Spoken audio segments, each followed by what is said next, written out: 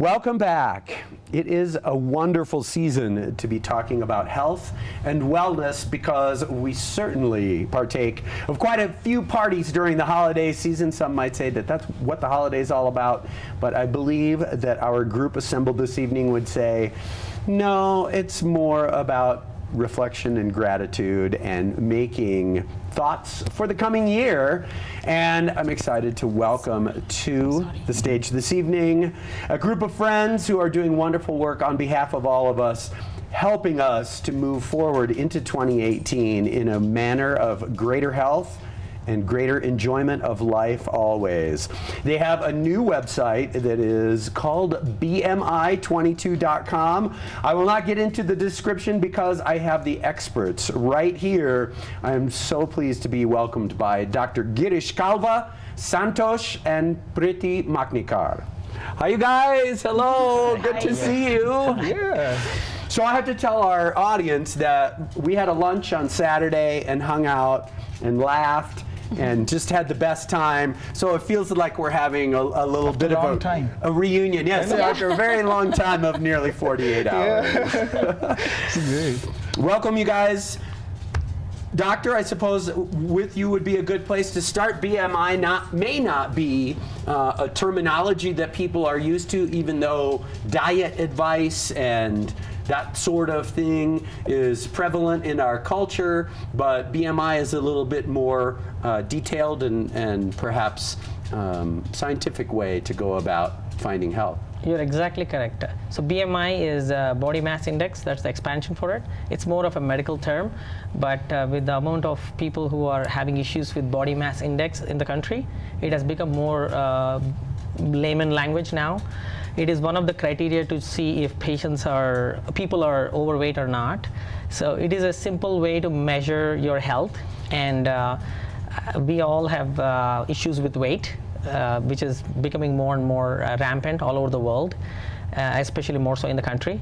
So I felt that with our team we could find a way to get working by using terms that are simple, such as body mass index, to make people understand that this is an important scale on which people can try to measure their health. And talk about the calculation, if you would. So I'm an obesity physician. I'm boarded in that. So BMI means body mass index, and the scales are basically, if you're below 25, you're considered normal weight if you're Caucasian. And if you're between 25 to 29.9, it's considered overweight. And from 30 to 34.9, it's class 1 obesity, and the classes go on and forth. So if you use these parameters, you measure your height and weight and put it in a calculator. There's so many apps, and you just measure your BMI, and you will know where you stand. So that's a simple explanation of it. And the key is that you have to take a look at your weight relative to your height as an indicator of kind of your overall size. Exactly correct. And some people may see some variances from that because you can be 6 feet tall and of a very slender build, or you can be 6 feet tall and of a very strong build based on ethnicity, on a number of factors. You highlighted the correct point I was going to say. So there are some limitations that body mass index carries, which is race. If you're Chinese or Indian, your BMI should be a different number. And in the same way, if you're muscular and strong, it doesn't account exactly to the numbers that it calculates. So it's more of an approximation, but it still is reasonable as a simple parameter for people to use to say where they stand and see if they can better it by getting them within the normal range, which is an indirect indication of better health. Which is what we say that we're all after, but in some ways we find psychological challenges with that, cultural challenges, and even just when I say cultural, I think that I refer more than anything to television advertising for foods and those kinds of things. And of course, here in the States, not like we're completely unlike everybody else in the world, but food is entertainment in a lot of ways, and that has a direct bearing on. I agree with you. I totally agree with you. We are surrounded by food. We are surrounded by so many kinds of food which overwhelm us and which give us satiety, happiness, and when we are all stressed at work or home with family, it just turns out that we turn to food for comfort. So the advertising adds up to it, and that's where the waistlines are growing, and that's where the body mass index goes up. Indeed. Santosh, Priti, hello, welcome. Hello. Thank you. Talk about your involvement with Girish and with this project. Oh, Terry. So I'm still doing my yoga. I do my teacher training programs and still doing the Downtown Yoga Festival. But you know, we realized in last few years, few of our acquaintances and people we know, they had a lot of health problems, even though they are yoga teachers, even though they are practicing yoga, even though they are eating healthy, right? So there are multiple things. It's just not that you're exercising, that means you're healthy or you are gonna live longer. So we came across, I used to teach yoga at the Indian Community Center, and that's where I met Girish, and we hit right there that because we have a same interest, and we started talking about it. Preeti is gonna show how to cook, but I think from my point of view and from my experience, I feel like I need to learn from other people's mistakes than my own mistakes. And I think pretty much everyone should do that. When it comes to health and money, it's important that you learn from other people's mistakes. So these are the 5 formulas I have came up with. And I think everyone can follow it, and everyone should follow it. So if you're exercising, doing yoga, perfect. You have to do it. Everyone should do it. But that's not enough.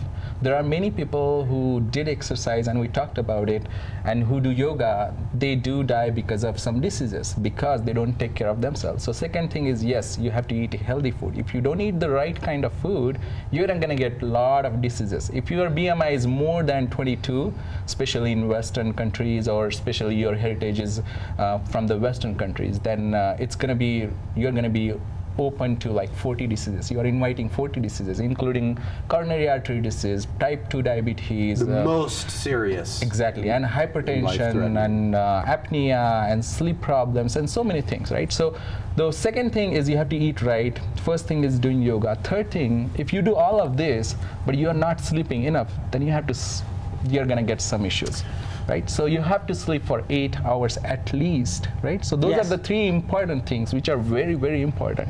And then to supplement that, there are 2 more things. One is you have to stay away from toxins, which is we are now introduced to the processed food, we are introduced to the plastic, we are introduced to all the cleanings, and people, they won't realize until they hit that disease called as cancer, right?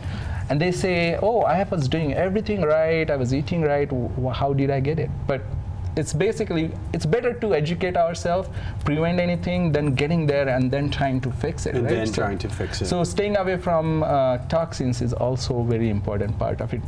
Now the last and most important part, you do all of these 4 things, doing the exercise, you're eating healthy, you're sleeping well, you're away from toxin, but if you have stress and anxiety, there's no use of any of this. So you have to do all these 5 together every time, and that's what this all program is. There are tons of programs which give you like $700, $1,000 expensive tablets and pills. There are programs which is like, go work out, crazy workout, 1 hour, 2 hour, 3 hour. There are some programs which is like, oh, you go on XYZ diet, and you know, those are not the right way to lose the weight. We won't call it as a lose the weight, but basically we'll say to stay healthy. The right way to stay healthy is follow these 5 things and maintain a really, really healthy lifestyle. So that's what this program is all about. We all 3 think, by the way, we 3 think that, you know, this is just not a business or anything. It's just we want to educate more people about living healthy. And to get there, I think we come up with this program, 14 weeks, 15 weeks. It varies from person to person. Anyone can come and we can help them to change their lifestyle.